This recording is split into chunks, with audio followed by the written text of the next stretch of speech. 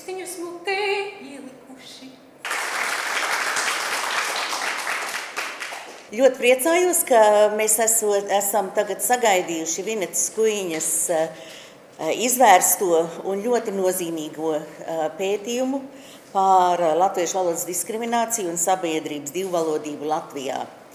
Man kā trimdniecei šis jautājums bija jau diezgan uzkrītoši pirmoreiz, kad es viesojos Latvijā 77. gadā, bet jāsaka, ka visvairāk es izjūtu šo diskrimināciju sākot no 99. gada, kad es pārcēlos uz Latviju.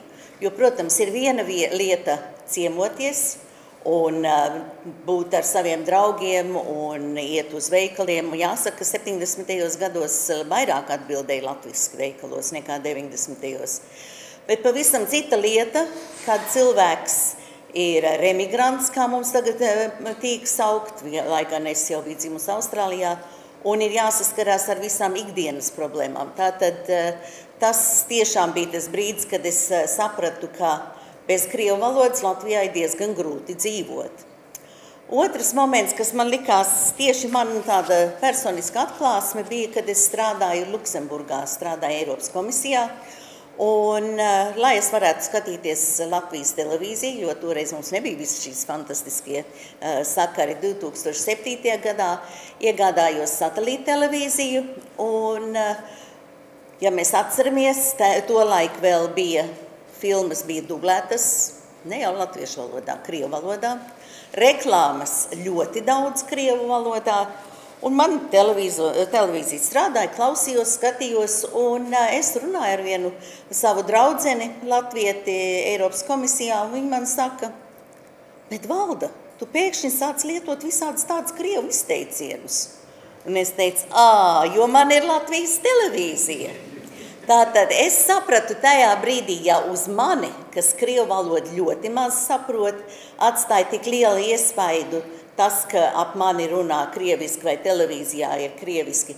Ko tas dara cilvēkam, kas visu saprot, kas vienkārši uzsūc visu laiku? Man liekas, tieši par to arī Vinetas pētījums, ka ļoti daudz no tiem procesiem, kas notika Latvijā ar valodu un ar sabiedrību, vienkārši nāca pamazām.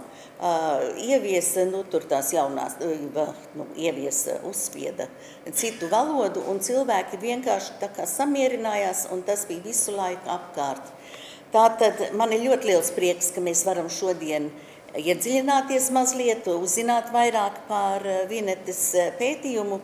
Es nodošu tālāk vārdu Latvijas valsts prezidentam no 19. līdz 23. gadam, Egilam Levitam, kurš arī tad tālāk vadīs pēcpusdienas norisi.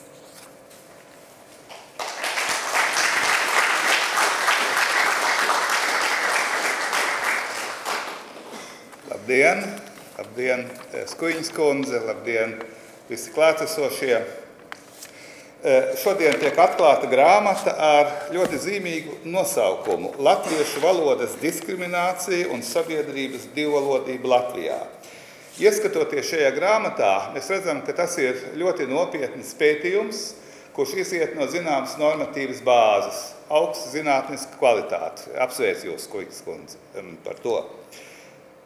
Tas ir pozitīvais aspekts, bet negatīvais aspekts ir tas, ka šādai grāmatai vispār ir bijis jāiznāk 35 gadus pēc Latvijas valsts atjaunošanas. Un tas nozīmē, ka šeit kaut kas nav kārtībā. Un Skujiņas kundze arī to visu no valodas un valodas politikas apraksta. Arī tas, kā jau teicu, normatīvais ietvars ir moderns un, kā sakot, ko lieto pasaules valodas politikā un tikai to pielieto Latvijā, kas līdz šim tādā veidā netika darīts. Mums ir diezgan daudz valodnieku un arī valodas pētītāji, bet, teiksim, šis aspekts kaut kādā veidā paslīdējis garām. Un jautājums, kādēļ tas ir paslīdējis garām? Es domāju, ka tas ir saistīts ar to, ka Latvija un latvieši joprojām atrodas postkoloniālā situācijā. Latviešu valoda kā mūsu valsts valoda, vai faktiski pirms valsts kā šīs Latvijas zemes valoda, tikai aizpagājušā gadsimta vidū sāk ieņemt savu lomu. Pirms tam, protams, bija vācu valoda un latviešu valoda bija ģimenes valoda, bet no 880. gadiem tad sākās rusifikācija, kas gāja starp citu arī uz vācu valodas rēķina. Un vācieši vai vācu baltieši ļoti stipri protestēja pret to, un vēsturē zināms Karls Ševets, kurš ļoti protestēja pret rusifikāciju, bet no vācu valodas pozīcijām. Latvieši drīzāk atbalstīja zinām iemeslu dēļ šo procesu. Tad, protams, latviešu valoda zināmā veidā emancipējās starpkaru laikā, Latvijas valsts sākumā, bet līdz valsts valodai, kā oficiālai valsts valodai, nenonāca, jo atrodas visu laiku šajā pakļautības un emancipācijas procesā. Mums jātiek kaut kur uz augšu, bet nevis tā, ka mēs jau esam tur augšā. Un pēc 40. gada okupācijas, protams, tie panākumi tika atsviesti atpakaļ, un sākās tiešām Latvijas intensīva rusifikācija.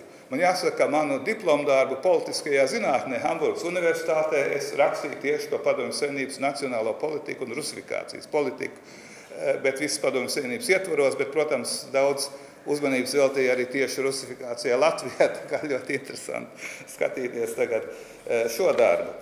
Kas, protams, divi galvenie virzieni rusifikācijas politikai, krieviski runājošie tiek iesūtīti, iepludināti Latvijā, lai nestu šo valodu, bet, protams, ne tikai valodu, lai nestu šo ideoloģiju un lai nodrošinātu Latvijas teritoriju kā Krievijas vai Padomju Savienības sastāvdaļu uz mūžīgiem laikiem. Un otrs, protams, latviešu valodas atspiešana atpakaļ tātad pie latviešiem, latviski runājošiem. 90. gadā tas mainījās, un viens no latviešu valodas apspiešana bija viens no motivatoriem, no motivācijas faktoriem nacionālajā atmodā 80. gada beigās, 90. gada sākumā. Bet, un tas ir interesanti, šis emancipācijas process turpinās un vēl nav noslēdzies. Kaut gan, teiksim, normatīvi ir viss, un Skuņas kundze arī pasaka, viss, kas ir vajadzīgs, ir ne tikai likums, bet ir pat satversmē noteikts par valsts valodu un tā tālāk. Bet apziņā tas nav, kā sakot, aizgājis līdz galām. Tas ir šis process, emancipācijas process turpinās. Un šis emancipācijas procesa beidzamie lielākie, teiksim, tādi pieturas punkti bija lēmums par to pēc ilgām diskusijām par skolu latviešu valodā un arī par to, ka otrā svešu valoda vairs nebūs krievu valoda. Arī tas, bet ļoti interesanti, ka šī pretestība latviešu valodas emancipācijas noslēgumam, es teiktu, nāk arī no latviešiem pašiem, kas norāda uz šo ļoti dziļo krievisko mentalitāti, kas ir šajā laikā iegūta un kas tiek dot arī jaunākajā paaudzē tālāk. Piemēram, tas, ka Izglītības ministrija saka, mēs nevaram tā tik vienkārši 26. gada 1. septembrī izbeigt krievu valodu. Tas ir vesels process un tur kaut kas ir jādara. Es domāju, ja tur vajag kaut ko jaunu, tur ir process. Bet izbeigt esošo, es domāju, tas ir vienkārši 1. septembrī vairs netiek mācīta krievu valoda, kā otrā svešu valoda. Bet tur, acīm redzot, taisa visādas, kā sakot, tādas aplinkus ceļus, lai to novērst.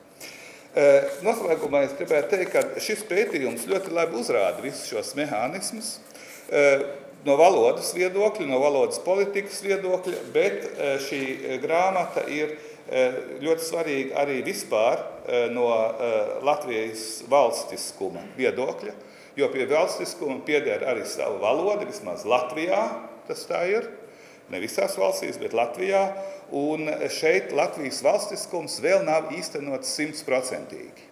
tieši valodas jomā. Un pēc Krievijas iebrukuma Ukrainā tas process iet straujāks uz priekšu un cerams arī tiks turpināsies, bet acīm redzot tā pretestība ir tik liela, ka tas nenotiks pats no sevis. Tas nozīmē, ka šeit ir nepieciešams, teiksim, valstī un sabiedrībai, un es gribu uzsvērt valstī un sabiedrībai, tieši pašiem cilvēkiem, arī piedalīties šī procesa emancipācijas, latviešu nācijas emancipācijas procesa noslēgšanā, vēl, kā sakot, sakarā valodas nepilnīgo lomu, tas nav nobeidzies. Tā kā gan sabiedrībai, un sabiedrībai, tas nozīmē visi jūs un visi mēs varam piedalīties šajā procesā un, protams, arī valstī. Lai beidzot latvieši aptvertu, proti to, ka latvieši Latvijā ir valsts nācija un ka valoda ir pašsaprotama un varbūt izņēmumi, bet nevis otrādi. Un šī otrādā domāšana atspoguļojas piemēram, Satversmes 101. pantā. Satversmes 1. pants, un Skuiņas kundze to zina, saka, ka katram ir tiesības iesniegt iesniegumus un saņemt atbildi valsts institūcijās latviešu valodā. Kolēģi, tas ir galīgi atšķirīgi. Par to vispār nevajag runāt. Vajag runāt, kuros izņēmuma gadījumos var svešvalodā iesniegt iesniegumus un saņemt atbildi. Un šeit pat Satversmē šī postkoloniālā mentalitāte ir iegājusi, kā sakot, tekstā. Diemžēl tekstu laikam mēs negrozīsim ilgu laiku, bet tas paliek kā šīs koloniālās domāšanas piemineklis Latvijas Satversmē. Bet labi, lai tas paliek kā piemineklis, īstajā dzīvē mēs soļojam uz priekšu, un šī Skuiņas kundzes grāmata var būt, kā sakot, ļoti labs ceļvedis šajā ceļā uz latviešu nācijas un vienlaicīgi, protams, latviešu valodas emancipāciju līdz tādam līmenim, līdz valsts nācijas līmenim, kā to faktiski nosaka Satversme. Paldies par uzmanību!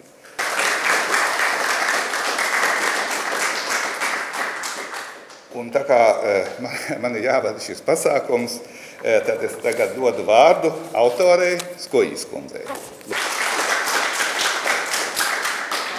Augstu godātais Levita kungs, mīļie klātesošie, augstu godātie amatpersonas, draugi, šī pētījuma veicinātāji un atbalstītāji. Es domāju, ka par šo tēmu, kas pilnīgi nav priecīga tēma, un patiesībā, kā jau Levita kungs teica, es arī būtu priecīga, ja valstī tik ilgus gadus pēc valstiskās neatkarības atgūšanas tomēr nebūtu jārunā par latviešu valodas diskrimināciju, kur it kā viss likuma ietvars ir ļoti labi veidots un arī institūcijas, Latvijas valsts ir darījusi visu, lai būtu gan institūcijas, gan mūsu ierēģi, gan viss pārējais. Un viss, ko es esmu gribējusi pateikt, ir šajā pētījumā, varbūt atgriežoties pie šī rīta intervijas, kurā mēs bijām ar grāmatas recenzentu augstu godāto Uldu Ozoliņu šodien aicināt Latvijas radio. Žurnālists jautāja, kā tas ir 20 gadus veikt pētījumu. Es gribu teikt, ka pirmkārtām pētījums vispirms tāpa Eiropas komisijas projekta ietvaros, un pilnīgi nebija tāda plāna šo pētījumu turpināt. Un par tā rezultātiem es jau ziņoju valsts prezidenta valodas komisijas krājumā 2007. gadā. Un man šķita, ka tas jau ir izrunāts un ka mēs to visi zinām. Bet tad bija tāda situācija, kad 2010. gadā viens profesors samērā prokrievisku uzskata cilvēks laikam teica, ka būtu jācīnās pret visu latvisko, lai Latvija nepārvēršas par brīvdabas muzeju. Un es domāju, tā kā arī valodnieki jau bija iebilduši pret šo ideju, es domāju, ka kaut kā jāatbalsta kolēģis un uzrakstīšu par to Eiropas komisijas projektu par tiem rezultātiem, kā atšķirībā no citām Eiropas komisijas projekta dalību valstīm, tā sauktajām vecajām Eiropas Savienības dalību valstīm, diskriminējošā situācijā, tāda diskomforta kultūra komunikācijā, pamatā izjūt tieši valsts nācijas pārstāvi, atšķirībā, teiksim, no Francijas, kur, piemēram, iebraucēji izjūt tur franču kādu attieksmi nepieņemam un tā, vai Vācijā tāpat arī musulmaņu un vāciešu attiecības, bet Latvijā tieši dominēja šajos kritiskajos incidentos, kas ir pētniecības metode, pamatā kvalitatīvā metode, tieši latviešu diskomforts un arī viņa atrašanās diskriminējošās situācijās.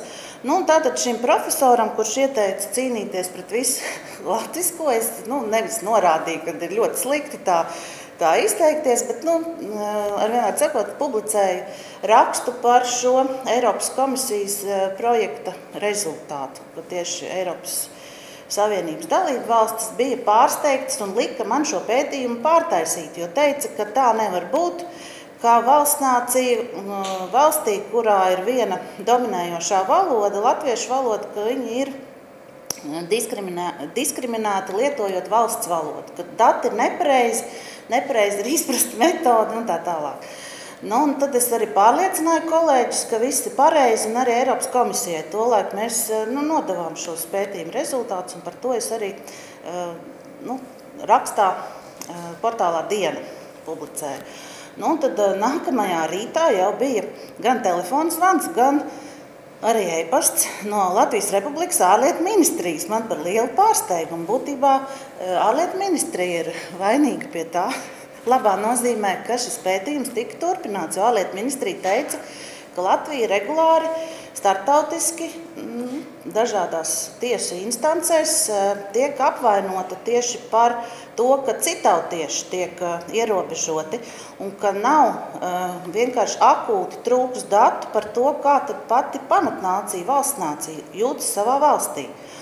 Un tad tolaik ārlietu ministrijas darbiniecei es pacēlu šo jau vadīto, Latvijas universitātē vadīto projektu un rezultātus un nosūtīju un arī to, ko mēs arī Eiropas komisijai iesniedzām.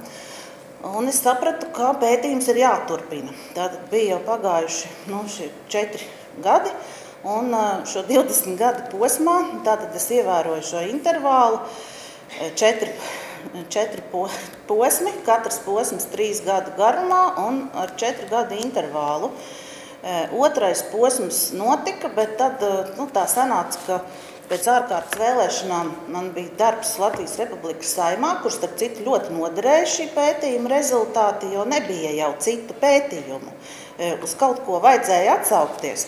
Protams, tādas, kur vairāk ar Krieviju saistītas politiskās partijas teica, ka tikai man tā šķietot un ka vairāk viņi nevienu citu pētījumu nezinot, es sapratu, ka ir jāturpina. Un atklāt sakot, arī strādājot Saeimā, publicēt grāmatas ir ļoti komplicēti, īpaši, ja ir Latvija arī jāpārstāv kaut kur starptautiski un arī, ja grib arī kādas likumdošanas iniciatīvas veikt. Tā, ka grāmata tad neiznāca, pēc tam man uzaicināja darbā Latvijas okupācijas muzejā, kur steigšs bija jābūt gatavam multimēdijam, kurš ir aplūkojams 2. stāvā ar nosaukumu Latviešu valoda un okupācijas varas.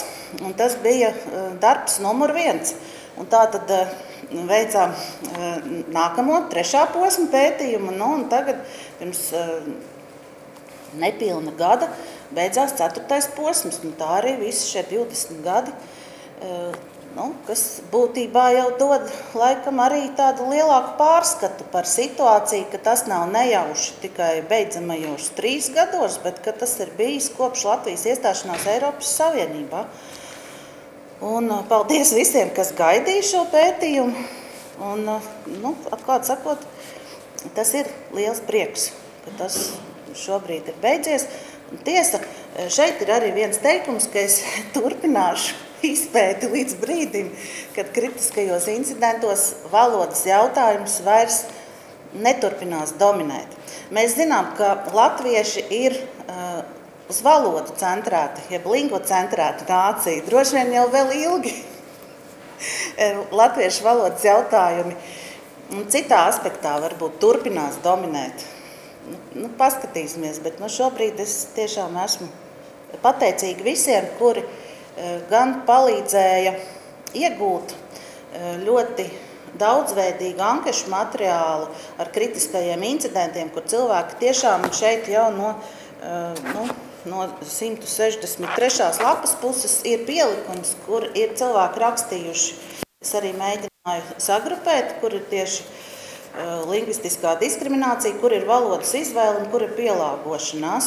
Un šie ir kā piemērs, kā paraugs, kurus arī es varēju ar pilnu atbildību publicēt, lai arī Latvijas Republikas ārlietu ministrijas darbinieki var tos izmantot starptautiskajos fórumos un var atsaukties. Un tādus, atklāt sakot, kur bija arī tāda fiziska konfrontācija, man šajā grāmatā negribējās iekļaut. Bet incidenti ir daudz vairāk nekā šeit. Tas ir, šeit ir tikai paraugi, piemēri, kas, manuprāt, ir ļoti daļrunīgi. Un, kas ir nepiedodamākais, ir tas, ka manu bērnu paaudzē un arī meitenes, kas arī pat šeit dziedāja, kuras ir viņa visu paudzi, kur ir apguvusi ļoti labi Eiropas Savienības oficiālās valodas, tad, kad viņi aiziet reāli darba tirgu, diemžēl nereti sanāk tādas situācijas, kad viņi tiek diskriminēti, tiek apvainoti. Būtībā viņi saskars ar to pašu, ko Gunārs Astra teica savā pēdējā vārdā. Man sāp un es jūtos pazemots. Un, tā tam nevajadzētu būt. Un būtībā valstī jau ir visas iespējas, lai šo situāciju mainītu. Un ir institūcijas un arī ir jābūt tikai tā sauktajai politiskajai gribai to darīt. Un tā, tas ir arī īsumā viss. Ja būs kādi jautājumi, labprāt pēc grāmatas atvēršanas jums atbildēšu. Un paldies vēlreiz visiem, kuri līdzdarbojās, kuri atbalstīja un kuri ticēja, ka darbs būs vērtīgs un vajadzīgs. Liels paldies!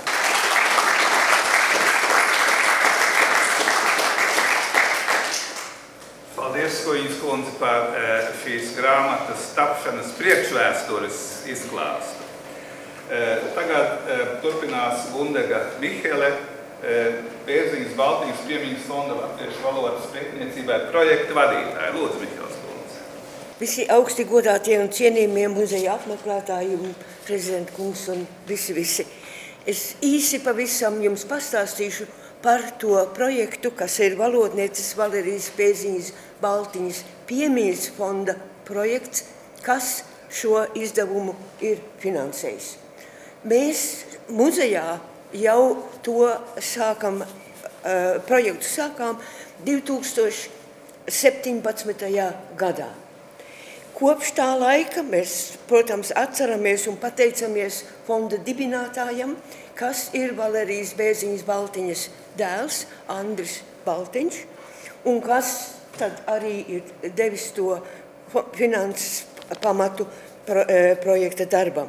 Mūsu darbs, ko esam darījuši, organizējuši seminārus un konferences, sagatavojuši publikācijas, organizējuši latviešu valodnieku video stāstījumu ierakstus, snieguši lekcijas un referātus, un ko pieminēja arī tur augšā ir multimēdijas, kuras prasīja, atklāt sakot, ļoti daudz darba, lai sagatavotu visus materiālus latviski un angliski. Ja jums nav vēl izdevies vai gadījies to iedziļināties, apskatāties tur ekspozīcijā uz balkona, tur ir un materiāli ir visai interesanti. par projektu no 20. gadā un arī 22. gadā ir sagatavota ilustrēta prezentācija. Ja kādam interesē, labprāt jums parādīsim. Bet šodien mēs apsveicam šo izdevumu un grāmatu. Un monogrāfijā mēs atradīsim vērtīgu saturu, jā, bet vērtīgu saturu ne tikai likumus, nolikumus, reglamentus, norādījumus par latviešu valodas lietošanu, bet kas pa īstam notika, kā to lieto, kā tā dzīvo ikdienā. Un tas ir, kas tur ir sameklēts un parādīts, un mēs to tagad varam izlasīt. Bet, ja mēs to lasām, tas mūs mudina, un kā jau teica, neapstāties. Mūsu valoda ir dzīva, mūsu valoda mainās, un mūsu valodā ir dzīvojam līdzi, un mums gribētos šo pētījumu turpināt, lai droši paliek droši, ka mēs mūsu valodu izkopjam un par to cīnamies, kas tai ir tas labākais, skaistākais. Tāpēc mēs ceram, ka varēsim turpināt Valerijas Bērziņas-Baltiņas piemiņas fondu darbu un ka būs arī vēl citi palīgi un ieinteresētie, kas būs ar mieru sagādāt mērķi ziedojumus, lai šis projekts varētu turpināties vēl diezgan daudzus gadus. Paldies par uzmanību. Paldies, Mihēls kundze. Tātad jums arī par šo projektu, kas šādā veidā ir rezultējies. Un tagad profesors Ulris Ozoliņš, grāmatas zinātniskais recenzents. Es atceros, ka 80. gadu sākumā es nopirku tavu grāmatu Latvians in Australijā. Jā, vai ne? Ko tu biji izpētījis latviešu, un man paliek atmiņā divas tādas atziņas. Viena atziņa tā, ka šī toreiz samērā jaunā imigrantu grupa Austrālijā ļoti ātri integrējās un ienākuma līmenī sasniedza vidējo un pārsniedza vidējo, vai ne? Un otrs, kā latviešu skaits vai latviešu procents, kuriem bija zināms psihiatriskas problēmas, ka tas ir arī vairāk kā vidēji. Tātad latvieši bija bagātāki, bet arī, kā sakot, acīm redzot, šīs traumas tomēr atstāja, kā traumas un bēgšana atstāja iespēju. Tas man tāds divas atziņas no šīs grāmatas, kas lasīja 81. vai 82. gadā, toreiz jau tev nepazīstam. Paldies, jā. Paldies, jā. Jā, gan es, gan Aldis Putniņš ir rakstījis par Austrālijas latviešiem, un mans doktordarbs bija tieši par valodas politiku Austrālijā attiecībā uz imigrantu valodām. No Vinetas grāmatas ir divi secinājumi, kuras gribētu pievērst uzmanību. Pirmais varbūt ir sakarā ar likumiem, un otrs ir kaut kas, kur likumi nekādā veidā nevar palīdzēt. Ar likumiem ir tā. Arvien vairāk Latvijā izaug paudz, kā jau Vineta minēja, savām meitām, kas izglītības sistēmā neprot latviešu valodu. Neprot krievu valodu. Viņi mācās citu Eiropas Savienības valodas ļoti sekmīgi. Vienmēr man interesējās, ka angļu valoda eksāmena rezultāti ir augstāks par latviešu valodas eksāmena rezultātiem, kas man tā liekas īpatnēji. Bet ar šo krievu valodu tas nozīmē, ka arvien vairāk nāk cilvēku darba tirgu, kam vienalga, kurā profesijā, kurā arodā, kuriem nav tā krievu valoda. Pēdējā gadā šeit izcēlās tieši par šo jautājumu ažiotāžu attiecībā uz jauniem doktoriem, kas bija iesnieguši protestu par šo, kad viņi arī tiek diskriminēti darba tirgu tieši medicīnas laukā. Ministra kabinets pieņēma vienu ļoti nepiemērotu grozījumu pacientu tiesību likumā, kas norādīja, ka ja pacients neprot valsts valodu, tad viņi var ņemt vienalga kādu cilvēku, lai tulko, jeb lietot vienalga kādu elektronisko aparātu, lai tulkotu. Tas, protams, noved medicīnas personālu ļoti ētiskā, nevēlamā situācijā, kur tu nevar savu diagnozu pamatot uz īsto komunikācijas pamatu. Starptautiskā pieredze ir, ka tomēr vienīgā veida, kā tikt to galā, jo tagad daudzās valstīs ir imigranti un daudz valodas, ir lietot akreditētus tulkus. Bet mums Latvijā vairs nav tāda kursa, kas tos gatavo, un kaut tagad tiek lietots tiesās tulki, ir krievu valoda instants, jo ir Eiropas Savienības direktīva par to, kad jālieto tulki, bet ne tikai medicīnā, bet ļoti daudzos citos laukos nav tāda noteikuma. Tas nozīmē, ka cilvēks tiek ar to galā, bet ļoti daudz arī vienkārši saka, ja tev nav krievu valoda, tad ko tu šeit meklē? Šeit ir sakars ar darba likumu, bet arī ar valsts valodas likumu. Jo tagad tas valsts valodas likums nekad īsti nav fokusējis uz to, vai tiešām viens profesionāls vai kāds darbinieks vienalga kurā amatā var pildīt savus pienākumus valsts valodā, vai tas ir garantēts. Otra lieta, kas ir varbūt vēl skarbāk un kas izraisās ne no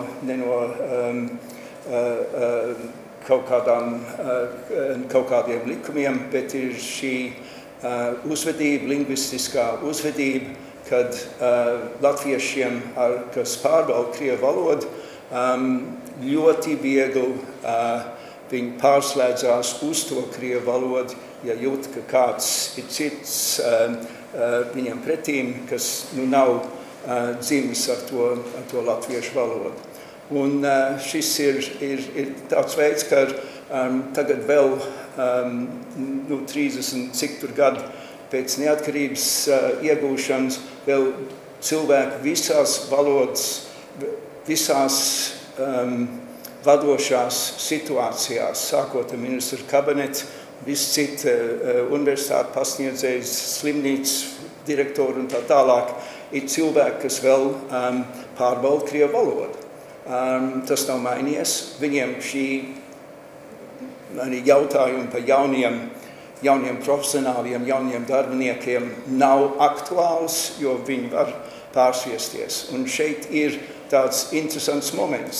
Redz, valsts valoda likums teica citiem, jūs krievalodīgiem, jums ir jāiemācās latviešu valodu, un zināmā mērā ar attestācijām un citi tas ir panāks. Apmēram 90% ir prasmes latviešu valodā, bet bieži vien nelieto, un bieži vien šīs sakaros vienkārši pārslēdzās latviešu uz krievu valodu. Un šis nozīmē, ka vairs tas valodas likums un valodas politika nevēršās uz to citu, kam tu kaut kam liec dot, angliski the other. Tas vairs neatiecās uz to, bet uz pašiem sev, uz pašiem latviešiem. Un tas ir grūtāks moments, man liekas, un tas vēl mums stāv priekšā. Es apsveicu Vinetu, kad tik garā 20 gadu gājumā ir šis ļoti labi pierādīts šie momenti, ar ko mums vēl būs, man liekas, kādu laiciņu jācīnās. Paldies!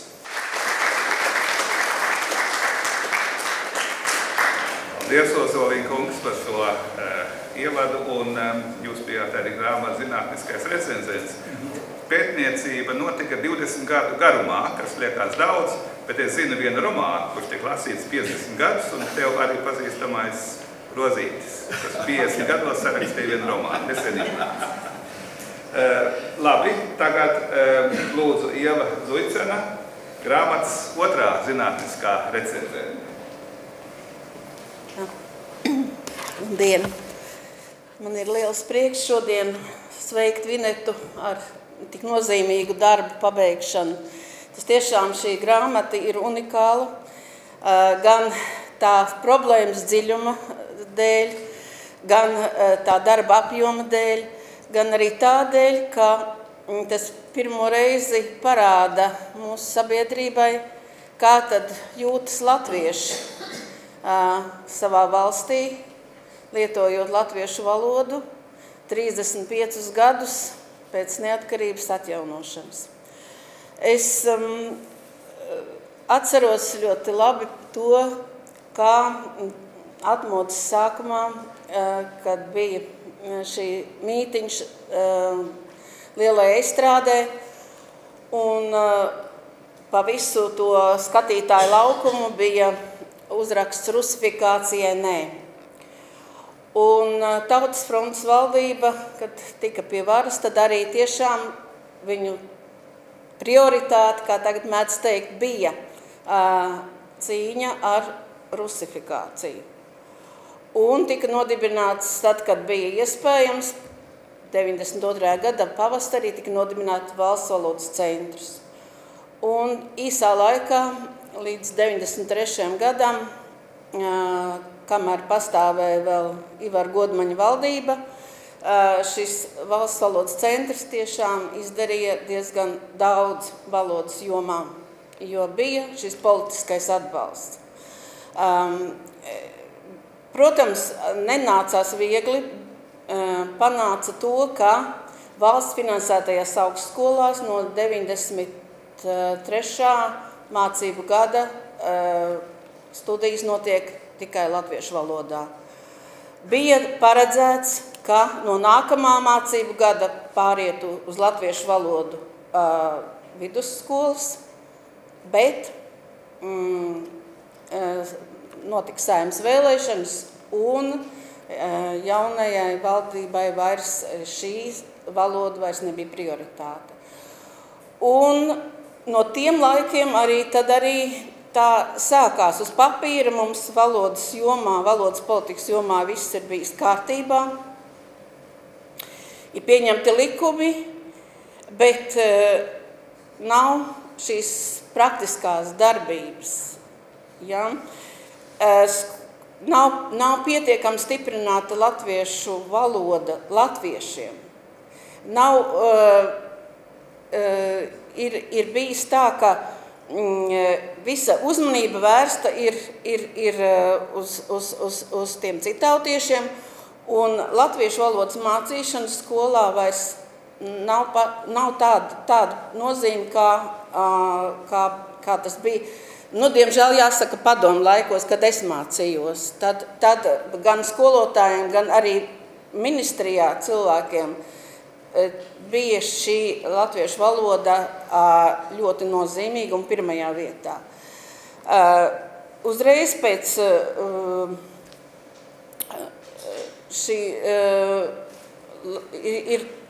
tagad pēc Latvijas, pēc jaunajā tajā atjaunotajā Latvijā, šī latviešu valodas mācīšana latviešiem ir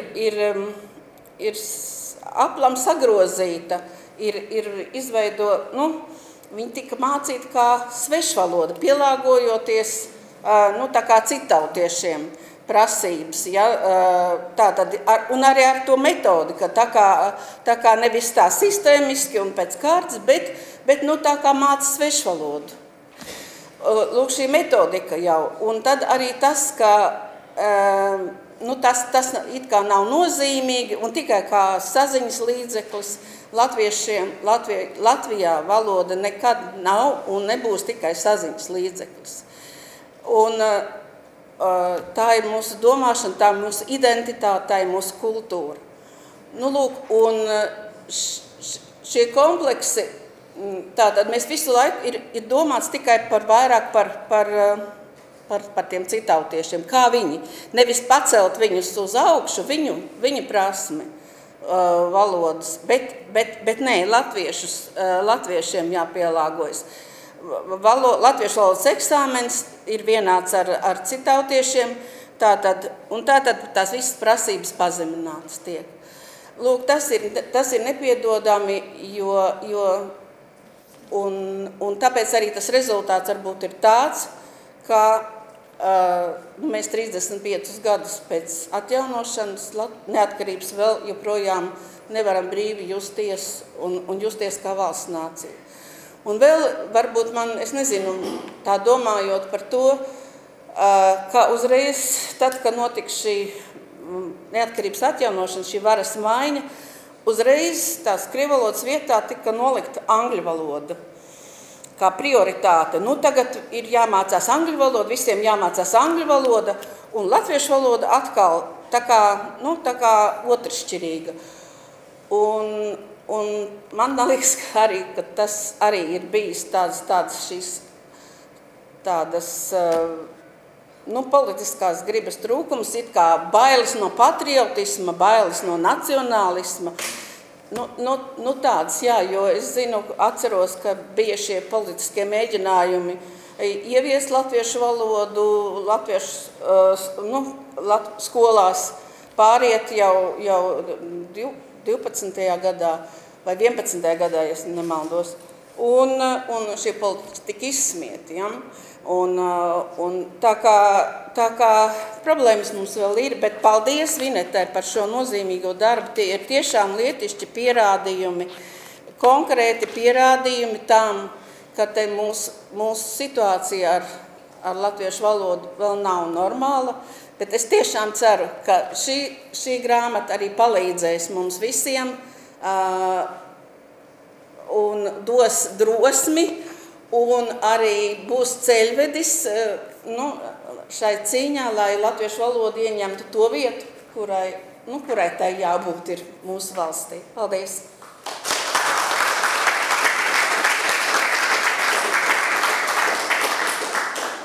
Paldies, Zuicens kundze! Un tālāk Dagmāra Beitnere, kultūras socioloģe un politiķe. Paldies, prezidentkungs, senators kundze, dāmas un kungi, mīļā Vineta. Es ļoti pateicos par iespēju tevi sveikt šodien. Un gribu teikt, ka mēs iepazināmies pie Sarmītas Elētas kultūras ministrijā, kurai bija tā politiskā drosme šo jautājumu paņemt savā pārziņā. Un es gribu teikt, ka man, kā sociālo zinātņu pārstāvei, bija mazliet greizsirdība, jo tādu pētījumu reakciju, atbalsts no sabiedrības, kādu saņēma Vineta pēc pirmās publikācijas dienā, manuprāt, ka neviens sociālo zinātņu pētījums nav saņēmis.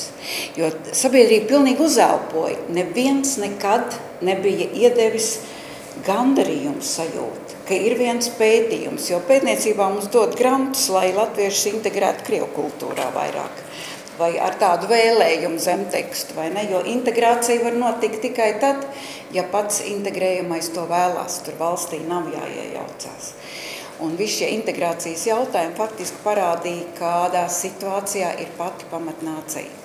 Paldies Egīlam Levitam par reakciju uz valodas referendumu. Un mēs redzam, ka mēs dzīvojam ļoti ciniskā, postkoloniālā laikmeta ēnā.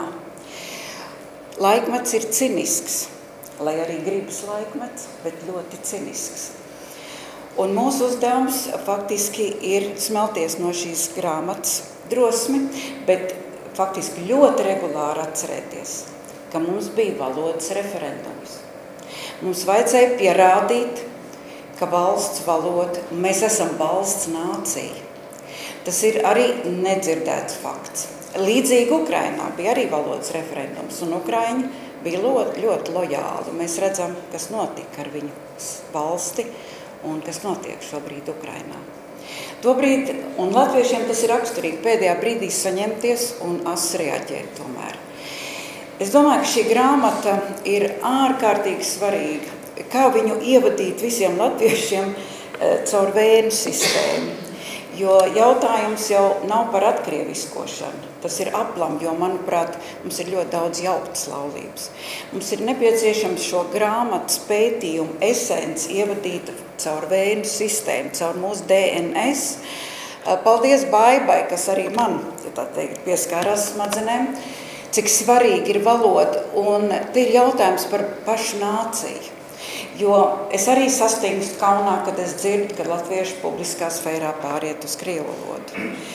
Un nevienmēr tu vari izcīnīt šo kauju un aizrādīt, un cik tu vari aizrādīt pieaugušam cilvēkam, bet es vienkārši dzirdu un pētu, jo novērojums ir pirmā pētniecības metode, un es redzu, ka nācija ir vēl joprojām deformēta. Ir ļoti grūti. Paldies prezidenta kungam, kurš nācijas revīzijā runā par šo postkoloniālo sindromu. Nav patīkami. Haralds Biezais arī kādreiz rakstīja, ka viņam ir rūkti rakstīt, ka mēs esam koloniāla tauta. Bet kaut kādā veidā mūsu pašcieņa mums ir jāatgūst, un Vineta, šis pētījums ir augstākā mērā nozīmīgs. Un es domāju, ka šeit ārlietu ministrijai un varbūt ar jūsu laipnu roku un piespēli institūcijām šo pētījumu ir steidzami jātulko angļu valodā. Šim pētījumam ir jābūt rietumu akadēmiskās vides dzīvā apritē kā liecinājums, un es tikai nu pat uzzināju, ka tu neesi iekļāvusi agresīvākos, tā teikt, komunikācijas modeļus, par ko man ir žēl, jo šie agresīvie modeļi ir manā vērojumā ļoti lielā skaitā. Jā. Es domāju, ka šī grāmata ir jātulko angļu valodā. Un vēl es Vinetai solīju, ka es paskaidrošu, ko nozīmē dot balsi. Socioloģijā tas ir pašsaprotams termins, ka mēs iedodam balsi tām grupām, kuras nekad neuzklausa vai nedzird. Un angļu valodā viņi saucās giving voice, viņi neliek pēdiņās, bet tā kā apostrofā, ka mēs dodam balsi tiem, kas nekad nav sadzirdēti. Un šis pētījums iedod balsi latviešiem, kā viņi jūtās. Es domāju, ka varbūt caur šīs grāmatas lielāku popularizēšanu. Žēl, ka nav jaunākās ziņas un tāda laikraksta, kas ir pa 1 centīmu nopērkam, un šo pētījumu vajadzētu kā romānus kādreiz drukāt ar turpinājumiem, lai nācija iepazīstās, jo socioloģiski runājot, nācija iegūst noteikti uzvedības modeli, kad viņi saprot, ka viņa ir valsts nācija. Es biju liecinieks, cik grūti akadēmiskai videi šeit Latvijā bija pieņemt valsts gribas jēdzienu. Cilvēki krita no krēsliem, man draugi, paziņas. Kas tas par jēdzienu? Šodien mēs dzīvojam un elpojam, un vairs nevienam tas nerada šaubu. Tāpat arī jēdziens valsts nācija. Pie tā bija jāpierod. Un es novēlu labu ceļavēju tavai grāmatai, lai viss izdodās un lai šī grāmata nokļūst pēc iespējas lielākā skaitā latviešu DNS un latviešu iztaisno muguru un runā latviešu valodā. Atceramies, kā mēs apskaudām igauņus vēl tā saucamajos krievu laikos, kad viņi konsekventi nerunāja, vai nevienā valodā citā. Šobrīd ir tā, ka no Igaunijas dzīvojušies režisors saka, ka pie mums pat ir labāk veicies, ka krievi pāriet uz latviešu valodu. Viņi visi zina latviešu valodu, un mums nav jārunā Latvijā krievu valodā. Paldies tev vēlreiz, un turpini, ko tu esi sākusi. Paldies!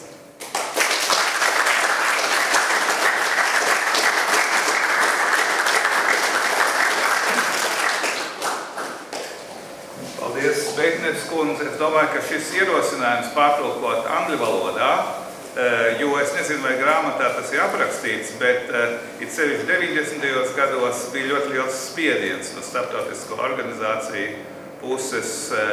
Man stūls droši vien vienai daļai ir zināms jēdziens, kas traucē latviešiem iet uz priekšu šajā ziņā. Tagad tas mazinājies, bet katrā ziņā būtu ļoti labi arī, kad ir šis izdevums angļu valodā. Paldies!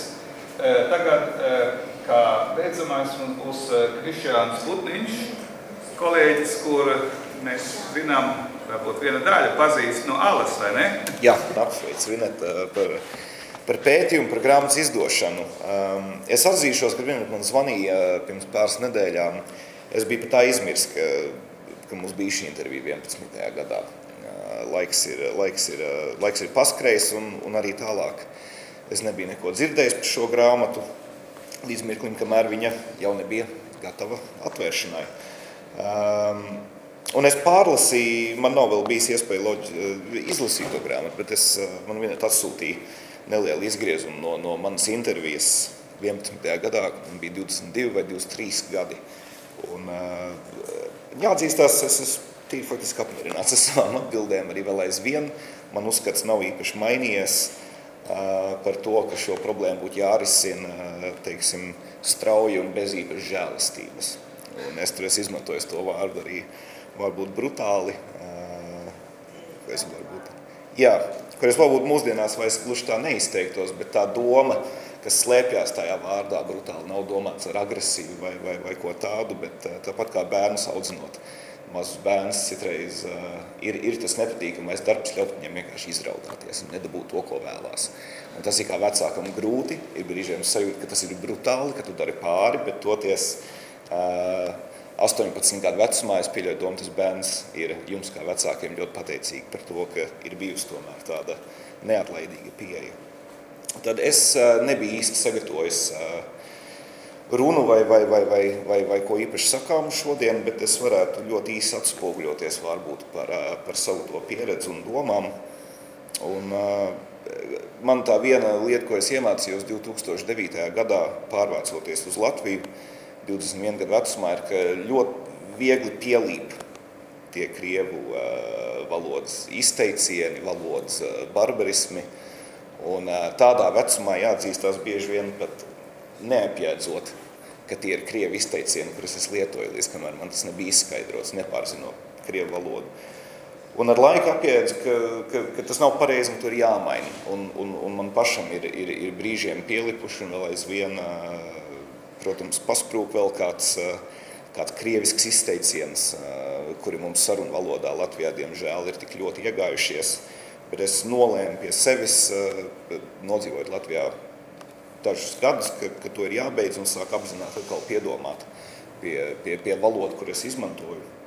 Un par arī mūsu valodas vārdiem, izteicieniem, varbūt par izcelsmi.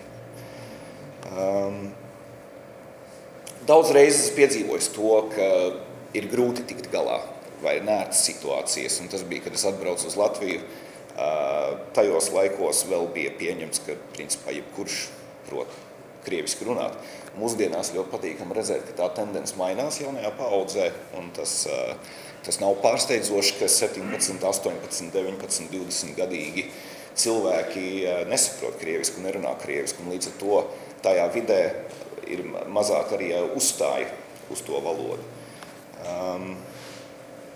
Un kā es arī savā intervijā pieminēju, tikt galā jau es varēju, bet man liekas, tas ir nepieņemami, ka bija jātiek galā, ka bija jājūtās nērti. Tās sajūtas nav pieņemamas un ir svarīgi, ka tas ar laiku mainās.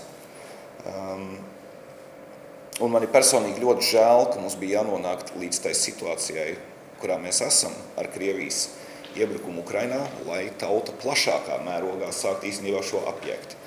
Jo kopš iebrukuma var redzēt ļoti izteiktas pārmaiņas sabiedrībā, ka latvieši ir sākuši izteiktāk apzināties to un pieturēties pie tā, ka nepārslēgsies uz to krievu valodu.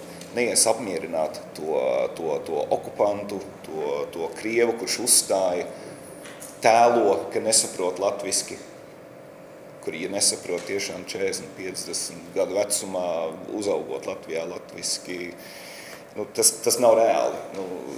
Es domāju, ka viņi visi saprot pietiekami labi, lai tiktu galā, un mums ir jāuzstāj uz to, ka mēs runāsim latviski. Mājās audzinot bērnus, šis arī princips, ko mēs esam ievērojuši, ka mēs mājās bērni nemācīsies krieviski, nerunās krieviski.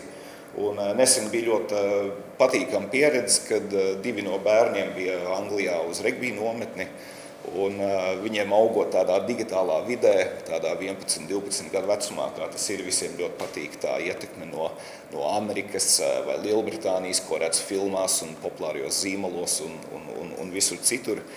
Un brīžiem jūt, ka valodā iesprūk viņiem savukārt aizvien vairāk un vairāk angliskie izteicieni, kuras es viņiem parasti pārlaboju vai lūdzu atkārtot latviski, kad mēs mājās runājam. Bet bija ļoti interesanti šī pieredze aizbraucot uz to nometnī Anglijā, kur viņi savā vecumā, protams, īpaši tekoši vai spēcīgi angliski tomēr nerunā, lai tik ērti teiksim, viegli tikt galā sabiedrībā, kurā tikai angliski var runāt. Un atgriežoties uz Latviju, tā atziņa bija tāda, ka cik forši, ka es esmu latvietis, tā bija tāda pievienota vērtība. Un bērns patiesi priecājās par to, ka viņš interesēja citiem, viņam daudz jautāja par Latviju un par valodu un iemācīja tiem angļu bērniem visās latviešu izteicienus, tur labs puika, slikts puika, un viņi tur esot visu nedēļu regulāri mācījušies latviski runāt. Un man liekas, tā bija tik tiešām patīkami to dzirdēt, un mums vajag vairāk šādas pieredzes jaunajā paudzē, lai stiprinātu to identitāti, jo es esmu liels tāds Sapir-Whorf hipotēzes piekritējs, ka valoda ar identitāti ir ļoti cieši saistīta, ka identitāte, manuprāt, neeksistē un nenāk bez tās valodas. Līdz to tā valoda ir tik ļoti svarīga, jo tas arī stiprinās mūsu identitāti un sabiedrības identitāti kā latvieši. Tātad no manis īstumā tas ir viss. Es novēlu visiem turpināt mūsu valodas un identitātes stiprināšanu un lepojamies ar to, ka mēs esam latvieši. Paldies! Paldies par šo pieredzes stāstu. Tagad noslēgumā būs Lucijas Garūtas dziesmu vakara blāzmā. Mēs beigsim ar muzikālo priekšnesu. Paldies, Lūdzu!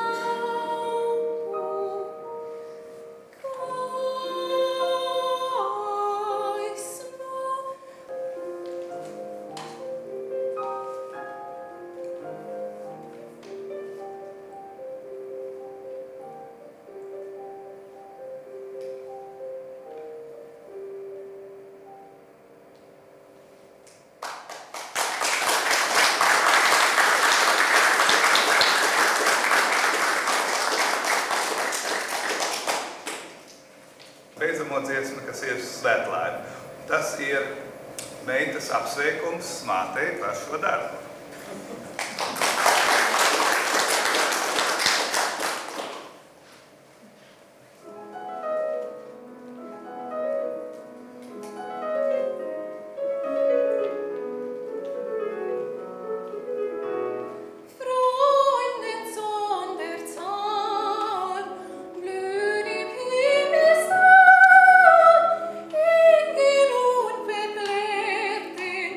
Wie die Welt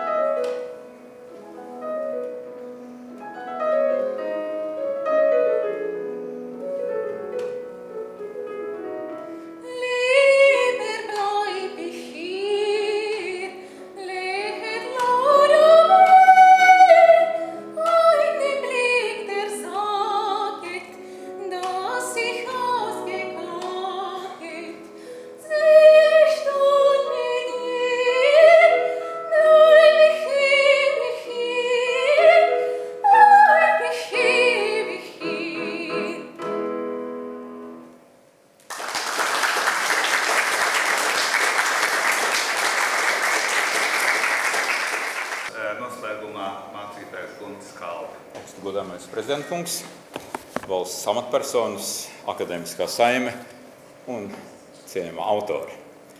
Šī ir vienkārši spontāna reakcija uz ielūkošanos grāmatā un uz to, ko man kā apmeklētājiem bija iespējams dzirdēt.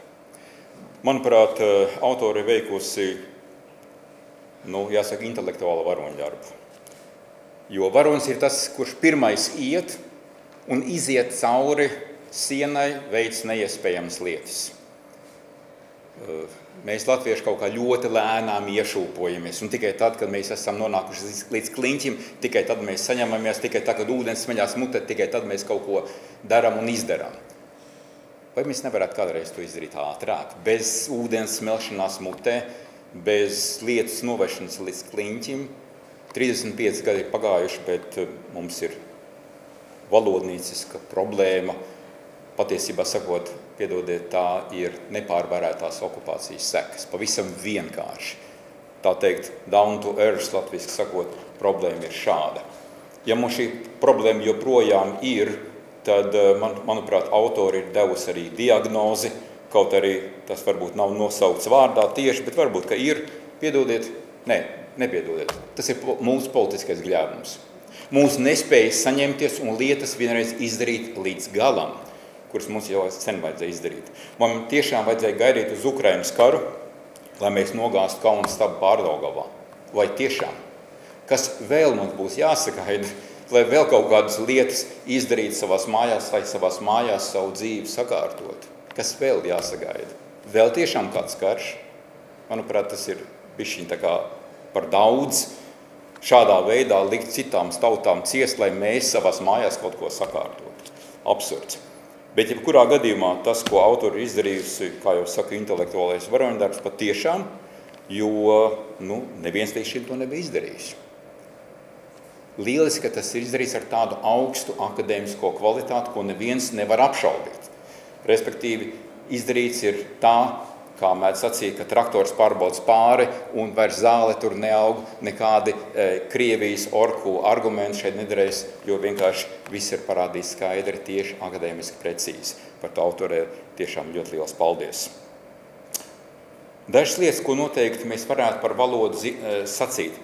Protams, valoda vispirms ir komunikācijas līdzeklis, neapšaubāmi, bet tas ir tas zemākais līmenis, kādā mēs varam un drīkstam valodu saprast. Valoda otrkārt ir identifikācijas līdzeklis, kad man veikalā saka, jautā maisiņš vajag, tad es pilnīgi skaidri saprotu, ar ko man ir darīšana. Ja? Bet manuprāt, ka valoda ir kaut kas vairāk. Valoda ir varas instruments.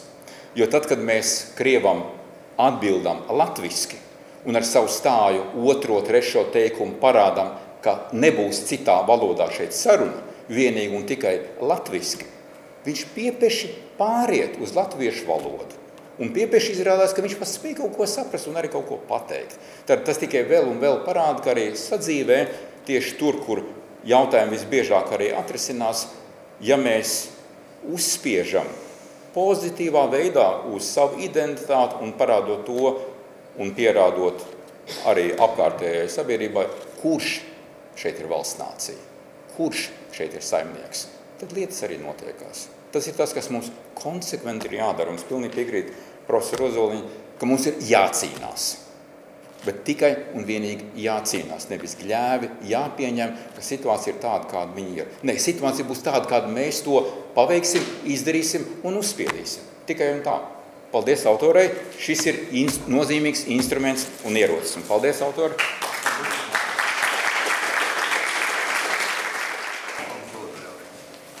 Tā, paldies visiem. Īpaši paldies Livet kungam par pēcpusdienas novadīšanu. Te 3 rindiņas nolasīt no vakar publicētā Satori raksts, un tagad sākas jūsu dzīves ceļš. Lai jums visiem būtu ne tikai fantastiski, ka Vineta ir šo pētījumu izdarījusi, bet beigsim aizmālēt sev acis. Un te ir rakstīts. Dažkārt, kad pasaku Krievu skola, man aizrāda, ka tā ir cittautiešu vai mazākumtautību skola, un vispār ir taču arī lietuviešu un igauņu skolas. Mīļā miera labad, es, protams, varu tēlot, ka tā nav Krievu skola, bet ir. Pa šiem dažiem gadiem meitas ir iemācījušās ne tikai izcili runāt krievu valodā, krieviski, bet arī nomainījuši savus latviešu draugus uz krievu draugiem. Lūdzu, mūsu politiķiem arī nemālēt mums acis ar šo uzskatu, ka ir cik tautiešu mazākuma tautība un tā tālāk skola. Paldies mūsu pētniecei, paldies mūsu māksliniecēm Kristīnai Sofijai Poriņai un Laurai Barkovskai.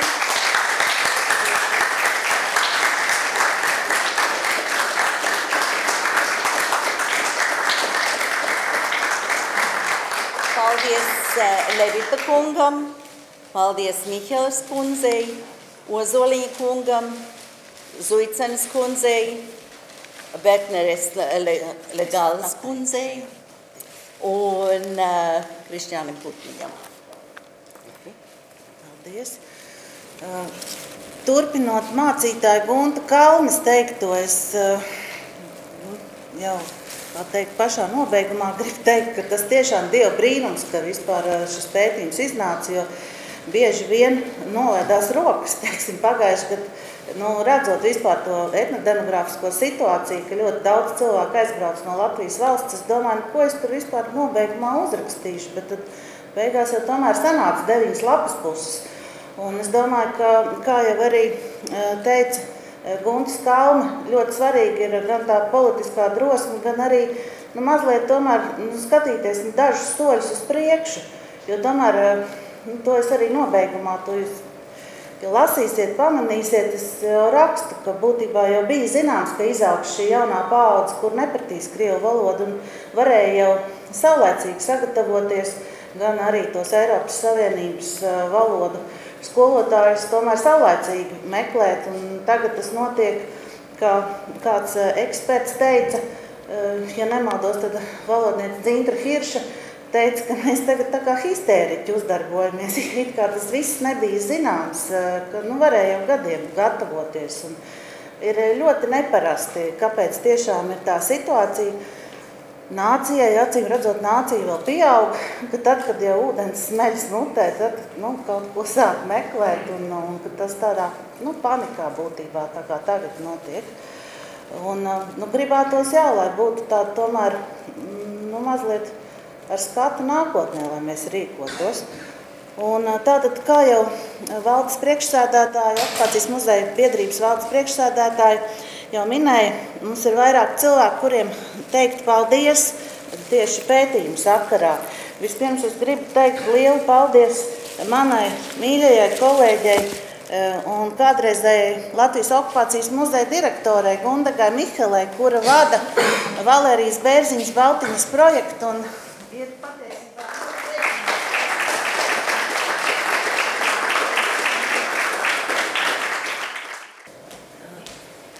Kā otro es gribu minēt savas grāmatas, grāmatai divi recenzenti. Pirmā ir mana kolēģe Ieva Zuicene, kolēģe Latviešu valodas institūtā, ar kur mēs vairākus gadus strādājām kopā.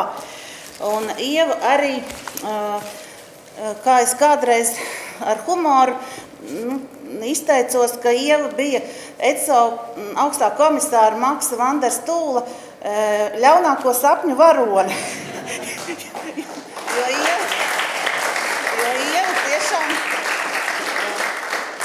tad, kad acīm redzot austrumu kaimiņu valsts iespaidā, arī ECO organizācija darbojās, un to mēs arī mana pašreizējā kolēģa Ginta Apala nesenajā intervijā varam dzirdēt, ka ECO vienmēr divām valstīm bija lielākas tiesības nekā pārējām.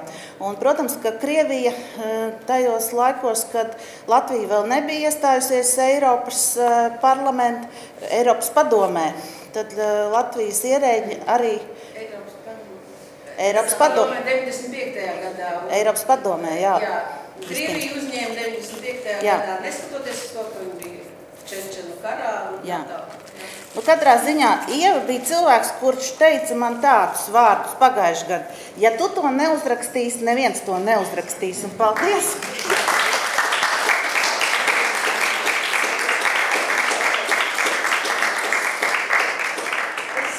Ja par Vanders Tūlu es tagad tādā mums jaukā kompānijā es varu pateikt, ka Jā, nu viņš uzdarbojās krietni, bet ja mums nebūtu bijuši tik izstapīgi ierēģi, varbūt būtu bijis savādāks tas stāvoklis. Es ļoti labi atceros, ka mēs, kad veidojām noteikumus par valsts valodas prasmes pārbaudi amatos strādājošiem, kad uzspieda otru sarakstu, kurā ir privāti uzņēmumos, kas strādājošiem, ka tiem latviešu valoda nav jālieto vai ļoti minimāli.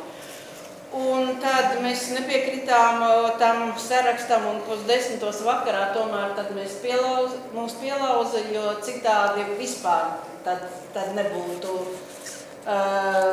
bijis iespējams turpināt šo atestāciju.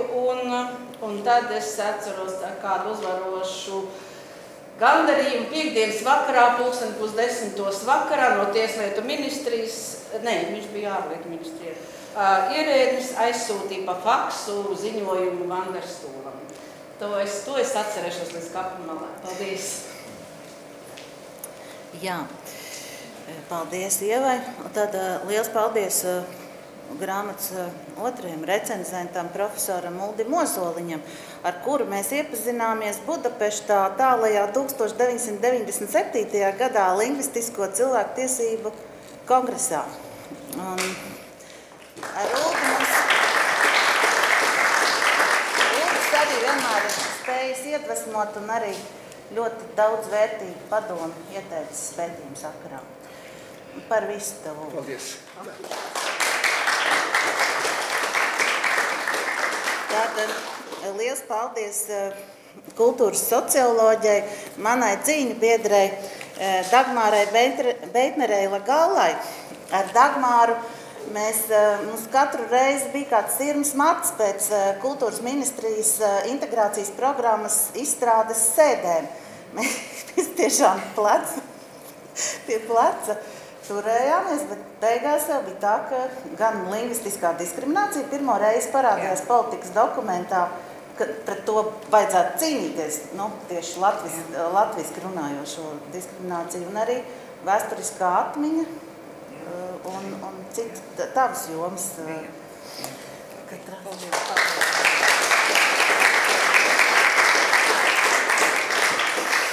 Tad arī liels paldies kādreizējai ministru kabineta komisijas ar ļoti garu nosaukumu Okupācijas noziegumu novērtēšanas komisijas priekšsēdētāja vietniecei Rutai Pāzderei, kura mani iesaistīja tādā lietā, kā ministra kabineta pētījumā par rusifikācijas vēsturi pirms 3 gadiem, un arī daļa no šī pētījuma atklājumiem ir šīs grāmatas 1.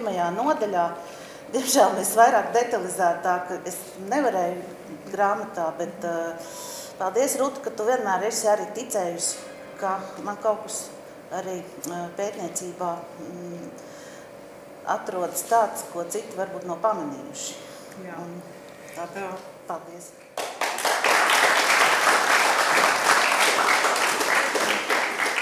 Labi, kad ir Vineta, kas tiešām šo darbu ir uzņēmusies. Un arī šogad mēs esam jau paredzējuši pētījumam, Vinetas pētījumiem par rusifikāciju, arī tāds neliels līdzekļus.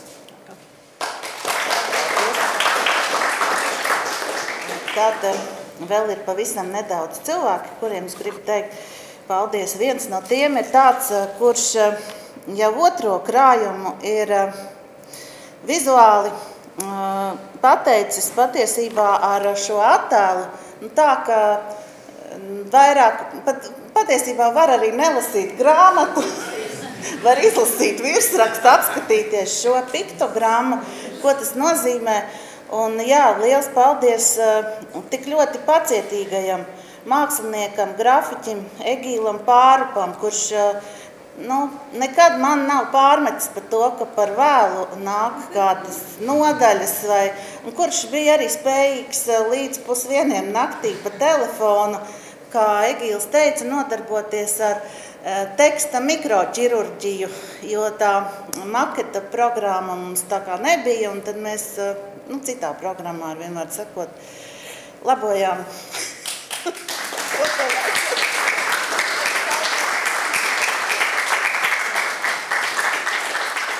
Un tad arī milzīgs paldies kādreizējam Jūsu ekscelencei, valsts prezidentam Egīlam Levitam, kurš arī vienmēr ticēja, ka latviešu lingvistiskā diskriminācija ir temats, kas ir vērā ņemams pētniecībā un no kā vajadzētu tikt vaļā. Un paldies par ļoti vērtīgo šodienas pasākumu vadīšanu.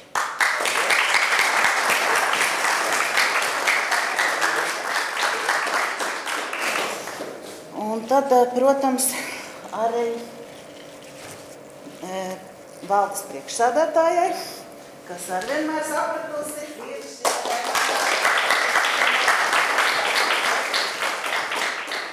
un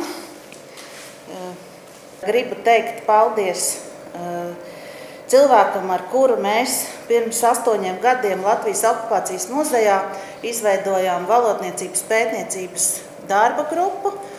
Un mēs arī joprojām esam vienīgā pētnieku grupa, kuri tieši metodiski nodarbojas ar latviešu valodas un varas kopsaistes pētniecību. Šajā grupā ir klāt esošie valodnieks profesors Pēters Vanaks, tad arī profesors Mārtiņš Mintaurs, vēsturniece Zita Petersone, jau mūžībā aizsauktais vēsturnieks un arhīvu speciālists Jānis Riekstiņš, kurš arī bija viens no šīs grupas izveidotājiem, kurš patiesībā mums ļoti pašlaik pietrūkst. Bet tā tad liels paldies Stokholmas Universitātes Baltu valodniecības katedras kādreizējai vadītājai, emeritētai profesorai Baibai Metazālei Kamperei.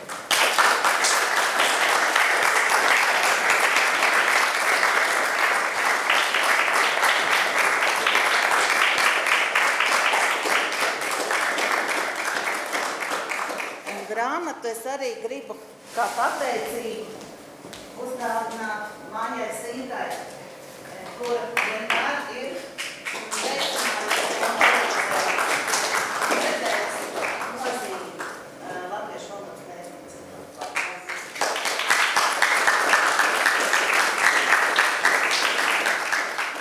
Bet vislielākos paldies šodien es pelnīju, protams, tu pati. Es vēlos visu muzeja kolēģu vārdā pateikt tev paldies par paveikto.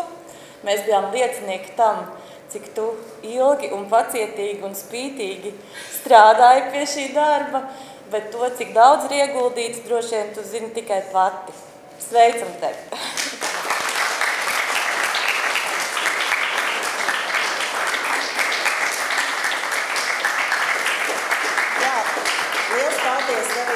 Klāt nēsošai Latvijas okupācijas muzeja direktorai Solvitai Vībai par ļoti lielu pacietību šī darba sakarā, tiešām toleranci, un arī maniem kolēģiem Ines Jansonas vadībā, kā komandas darbam, lai šis pasākums varētu notikt un lai mēs šeit visi šodien varētu sapulcēties un varētu turpināt arī domāt par valodas un varas kopsaisti Latvijā. Paldies!